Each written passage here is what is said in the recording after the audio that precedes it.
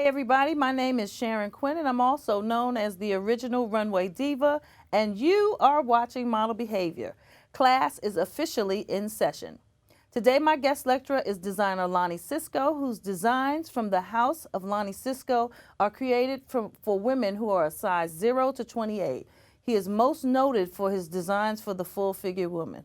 Welcome, Lonie Cisco, to Model Behavior. Thank you very much. Now, as I tell everybody, you know, this show is about teaching folks that are trying to do what you do. And so I'm just going to start by asking you how you got your start. Now, before I give you that question, how long have you been designing? 35 years. Yeah, and this is, as long as I've known you, this is all you've ever done. Yes. Correct? Yes. How did you get started? How did I get started? Actually, my grandmother asked me to do a fashion show. Get some of my friends to do a fashion show. As in model in a fashion show? Model in a fashion show. And we did, and then someone else asked us to do a show. But we had no clothing. Okay. So I started sewing. So that's how it all started. So but you already knew how to sew? I've never been taught. You're not going to sit here and tell me that you ain't had no clothes for the fashion show, so you just pull out the machine and start sewing. I've never had any type of training at all for sewing. So how did you know what to do? My mother sewed when I was a kid, and that's about it. I watched my mom, and I didn't realize too recently, my mom said that when I was a kid, she would come home and the machine would be changed. So I was working on a machine. And she said she never figured, you know, she never realized it was me. She thought it was my sister. My sister can't sew at all. So I just started sewing, and that was it. So just from watching your mother, you knew what things did what, and you just sort of picked it up like. Because I tried to do that watching my mother, and I busted up her machine many times. Yeah, that's basically how it started. Yeah. So and what age did you start sewing about? When I officially started sewing, I was like about 22, 23. Okay. I'm not going to ask you how old you are. I know that's dangerous territory. No, it's not for me. I don't mind that. I don't mind that. I don't mind. I had a good life, so, you know. Now, you designed garments from size 0 to 28. Why that size range? Well, when I first started out years ago, you're one of my models. Absolutely, yes. There were basically only fit models, small models. And when I grew up, I went to a Baptist church. The best dressed women in the Baptist church were the big women because they made their own clothes. There was no store in those days to find your clothing. And when I did shows for churches, they always wanted the big girls. And usually the big girls they love the big girls. Because we got flavor. Exactly. And we like the way we look, so that comes across in the garment. So, you know, I just, even though I do clothing for all sizes, everyone just put me in a little mold that I just basically do full figure clothing. Because when people call me to do shows, for the most part, they ask me would I do full figures, and I said, well, I do all sizes, and they're shocked. Oh, I didn't know that. And well, let me just say, what I figured out is half of the key to your success is that, say, a size 24, 26 will see something that they like, or they have a vision of what they want, and you'll just go create it. Yeah. No questions asked. It's not you don't throw your own opinion. Well, that's not really going. Well, sometimes. Do you really? Because I haven't seen you do that too often. Sometimes I do. Sometimes I get clients and they're a little bit out there, and you know I say I'll make it if that's what you want, but you know I tell them the good parts and the bad parts. And do you tweak it from there to come up with something that's flattering? Yes, I have a client who always tells me, you never give me what I asked you, but I'm satisfied with what I get because you know my body better than I know it. Okay, that's a good way of looking at it. Do you think that's a true statement for? Yeah, because a lot of people look and they see what they want to see. Yeah, the mirror done fooled a lot of people. So I work by measurements, so I know what I'm seeing when I'm looking at the measurements. Now, but I'm just fascinated that you can create a garment. You don't use patterns. No, never use pattern. I don't know how to use a pattern. Really? No, I don't know how to use a pattern. So you're doing everything off Everything of is freehand cut. I can, if I want to make a pattern for what I'm making, I can, but I don't. It's just freehand cut. And this is all you've ever, this is astounding to me that this is all you've ever done. And I've had other designers come on. They say you don't need school, but it helps. Mm-hmm. And you've never been formally trained. You just... No, I went to school to be a lawyer. I worked before I designed, I went to Morgan State College in Baltimore. I graduated. I worked as an investigator for municipal court in Jersey City for about 4 years. And that was during the time when my grandmother asked me would I help her out and do a fashion show. And that's what happened. And you just never looked back? And I quit my job and kept designing. Now, how is it, what's the secret to your success, Cisco, that you have, because, you know, everybody, there are lots of people who quit their jobs and pursued their dreams or whatever their passion is. And some people have had to go back to working a day job because it didn't pan out the way they expected. Mm-hmm. What makes you different? What is prayer? Prayer. Honestly, prayer. No, I enjoy my work. Sometimes it gets really hard, but I enjoy my work. And I try to keep my clients. I try to keep the same clients. I actually have 4 clients that I've had for over 20 years. Okay. So, and they buy a dress once a month. So, that's, well, there you go. But I mean, if you're happy with what someone is, if I find somebody I'm happy with what they're doing, I'm going to continue to use them too. But you don't really see that too often. No, not nowadays because there's too many options to buy clothing. But not all of it is nice clothing. I mean, no, not all of it's nice clothing. You have to hunt a little to find it. And with the internet now, you can sit at home and just push a button and find what you want. Sometimes it fits, sometimes it doesn't. True. Now, you do other things too. You do menswear as well, don't you? No. You've never done men's? I did. You remember Robert? And I had a roommate, Robert, a very good friend of mine, and I was doing menswear, and I would be out and my menswear would walk by me. So I stopped doing menswear. And then I was just known as doing full figure clothing. Now, I thought I read somewhere that you used to do leather pieces too, didn't you? Do you still do that? I do some, yeah. Do you do plus size leather? Yes, I do. I don't think I've ever seen anyone. Yes, I do. I have some plus size leather. Okay. All right. Now, what's it like? We talked about what's it like working without patterns. How do your fabric choices inspire you? Where do you get your selections from? No, fabric doesn't inspire me. What inspires you? Inspires me. The design inspires me.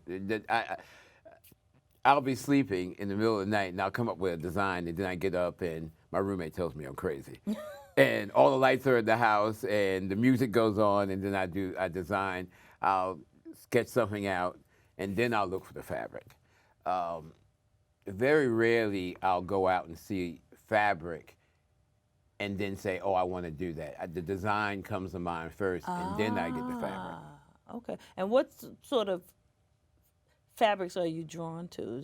Because there was one year you did a beauty pageant. I know you do pageants and stuff too. Mm-hmm. And I saw just a sea. It was like a rainbow of colors on the stage. It was really, really beautiful. Well, I like color. And I like to see full figures in color. Mm-hmm. I don't understand why they always say they like to be in black dresses. If you buy that dress, the size 24 in black, is going to be a 24 in red. If they see you come in 20, to me, black does not make you look any better. It just makes you stand stand with the whole group that's in black. Yeah, you just sort of blend in. Yeah, you're not standing out. And the whole point, if you're going to spend money, the whole point is to make an entrance. Well, I think that there's, particularly with the bigger girls, is the fear aspect. Not everybody's brave, and it takes some kind of courage to step out from the pack and Yeah, it do does. you. Yeah. So I get some of that is that black and sort of trying to fit in is because you get a hard time when Yeah. you try to stand out. Yeah, but a lot of full figures are coming out of that now. Oh, Yeah, absolutely. yes, They there's a more color. in bodycon dresses Yes. and yeah, okay. Now, you won the New Jersey State Designers Award. I won that 3 months after I first started designing. Oh, did that help your career at all, or? Somewhat, because it got me known in New Jersey. Okay.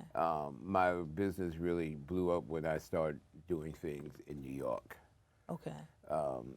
I got a lot of different options, and basically, I got to work with a lot of different full figures when I started moving my business and working in New York. Okay. Now you've done pageants, you do fashion shows. Where does the name The House of Lonie Cisco come from?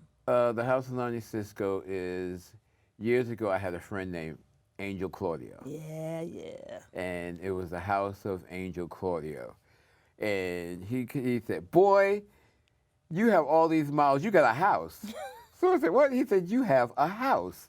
He said, so it's the House of Lonie Cisco. And so And that's what you've been calling your, right, your ever since. collection ever since? Okay. Yes. Now, when did you get into, your bio said that you design costumes for stage and movies? Yeah, I've done for 2 plays so far, off-Broadway plays, Napoleon, and the other one, I forgot the name of the other one, and I did also some work for a movie.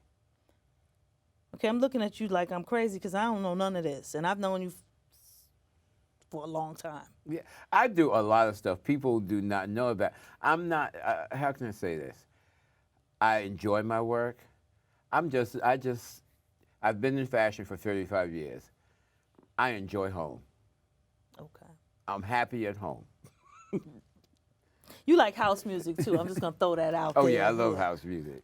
Now, Cisco, you said that you have a show coming up, but you've been doing shows for a long time. How does someone become a House of Lonie Cisco model? It depends. You have to walk, or you have to have something that stands out. You have to have a look, and you have to have something that stands out. Actually, this may be my last show. Why? I'm tired of shows.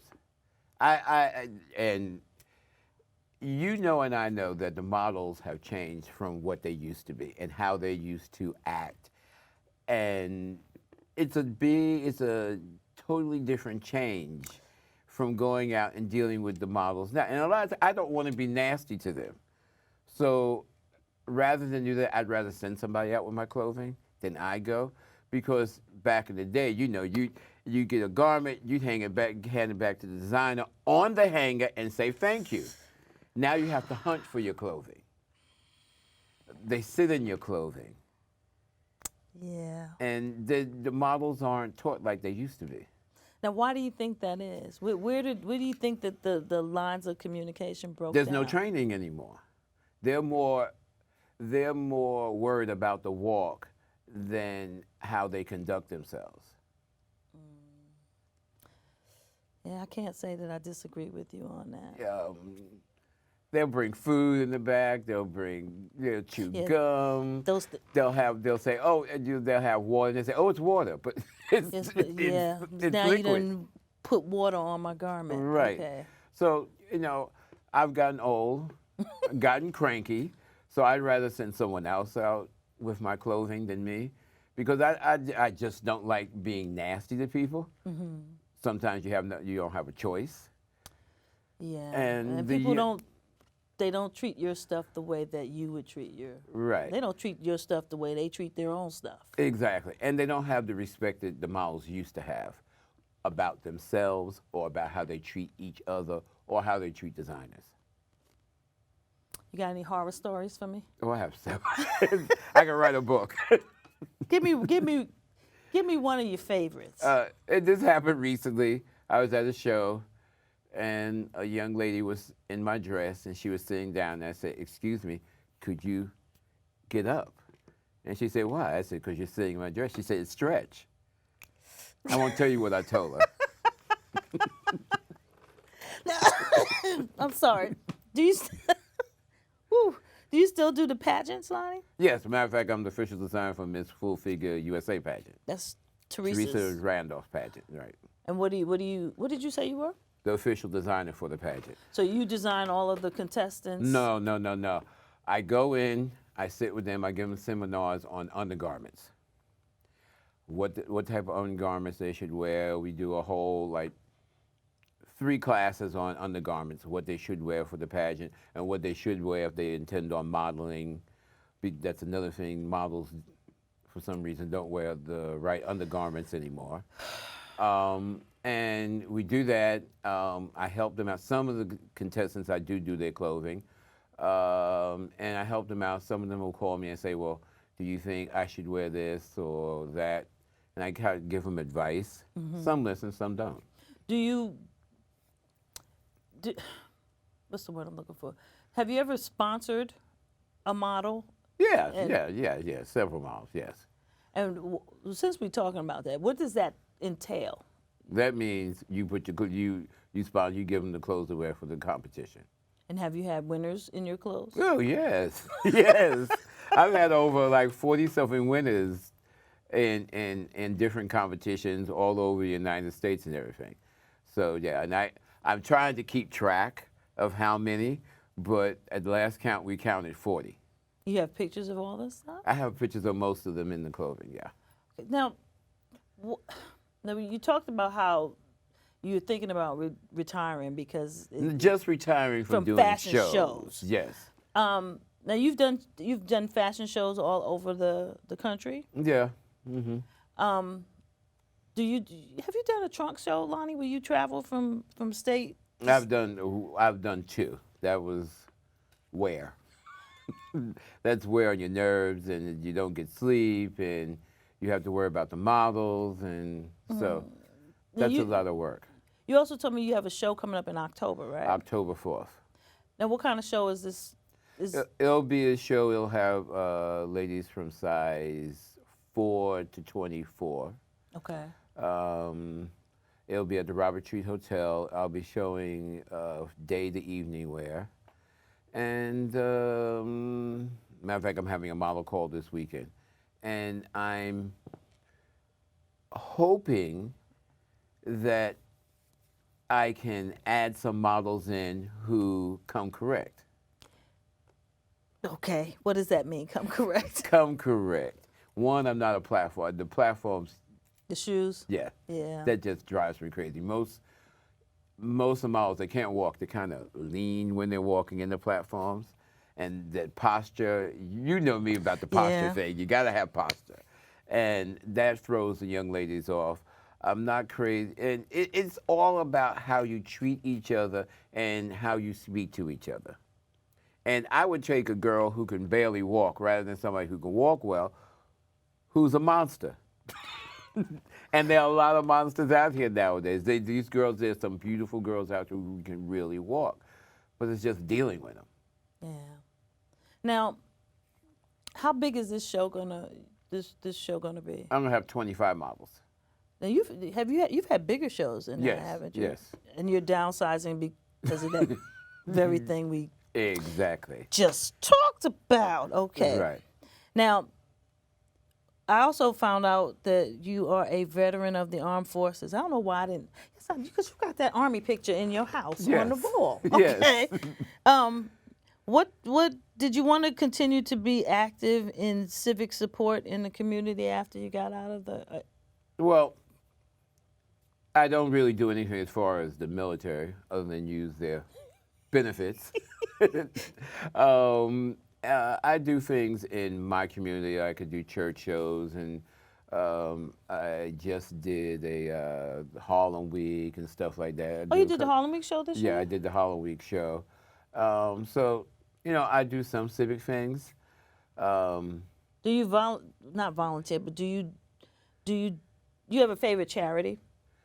my favorite charity, I do things for AIDS. I haven't done a show for AIDS in a while, but usually I do take a collection up. I'm always doing the AIDS walk and stuff like that. So, Well, that scene has changed a lot too, because Yes, it it is. seems to me that there used to be a whole lot more Activity and yeah. a lot more people walking. This year it wasn't as much as usual, and there wasn't any. Usually, it's more televised commercials about the walk. This year, I was looking for it, and there were very few commercials about the walk. There's very few advertisements about the walk or anything. But it also seems to me that there were more fashion shows that were fundraisers for GMHC. Yes. And all of that stuff seems to have fizzled Yes. out. Mm-hmm. Why do you think that is? Because I remember there was GMAD. All of these Yes. things just Yes. sort of Money. disappeared. Money. And there's a new, the young people aren't as concerned because you and I both, when AIDS hit, we were both really into fashion then, and that really Took a lot of people out. So we were more concerned about it. Now, when AIDS or most people are being treated, you very rarely hear anyone dying of AIDS, actually. So people aren't as They're complacent. Exactly.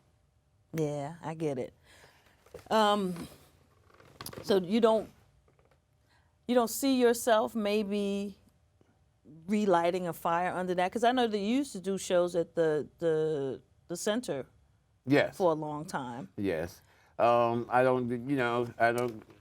I'm not going back there. There are problems there with the center. Okay.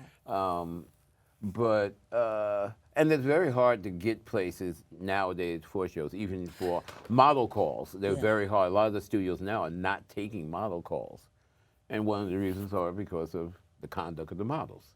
You think so? Because I just went through trying to get rehearsal studios, and there are a couple that still do, but a lot of them have stopped. Yeah. So where do you think the state of, and I'm just going to stick with plus size because that's what I know, the state of plus size fashion? I mean, everybody wants to be the next Naomi Campbell, the next plus size supermodel, and all of that stuff. That's not going to happen for a while. But it's been a while. Yes, but there are the plus size community and fashion has grown in the last 20 years, tripled as what it used to be. Because let's face it, there used to be nothing but Lane Bryant's. That was it years ago. About 25 to 30 years ago, it was Lane Bryant's.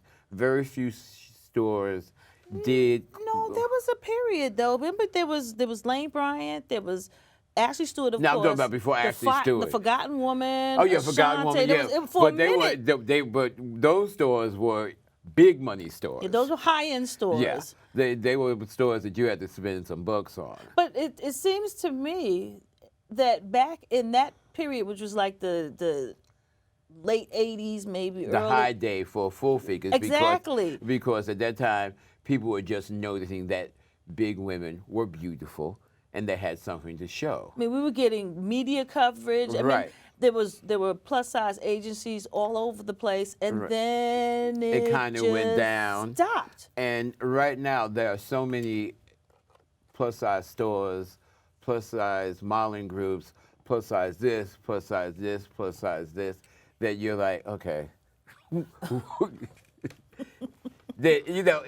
Which is very good, because at one time there wasn't any. Yeah, but there's a lot of infighting now. You have this movement where you have these plus size models who aren't really plus. Yes. Want to drop the plus. There's a lot of friction in the community that I don't think was there. No, years before. ago, no. So what's your take on what has changed? I think it's the people themselves, because the models back in the day were more concerned about if there was a plus size girl and she didn't have herself together, the other plus size girls made sure they helped her. Now there's no help. It's all about me, for the most part, me being out in front.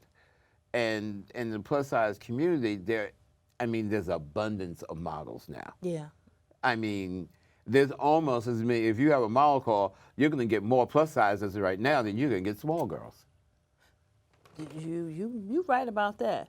But see, what I dig about you back when we were all working together is that you use plus sizes, you use plus petites, you mix everything together, and you in addition to using the really, really big girls, which it's happening now. Yeah, the bigger girls. Matter of fact, right now the bigger girls are getting a lot more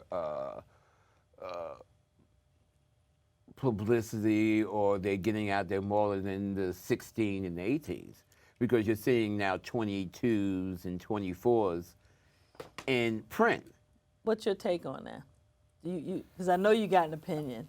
Well, see, people have a problem with when it comes to 22s, 24s, and 28s. Mm-hmm. They're out there. And they have to be dressed. Right, and people don't want to put them in books, magazines. They just don't want to use them because they're big women. But hey, they're out there. There's a big community that is out there, and they're the big girls that are going to spend some money. And don't you think that's the bottom line? Is how much money you're going to make. Exactly. And so I don't really understand why they don't want to dress these girls, but that's the age-old question. Yeah. But I hear my music coming in. Okay. So that means we almost out of time. I would like to thank my guest, Mr. Lonie Cisco, for sharing his industry knowledge with us today. Before I go, I'd like to leave you with a few thoughts as always. 1, remember that you can't change the game until you first learn the game. 2, always surround yourself with positive people and positive things. And 3, do what you love and love what you do. Thanks for watching once again, and I'll see you guys next week. Class is officially dismissed. Bye, y'all.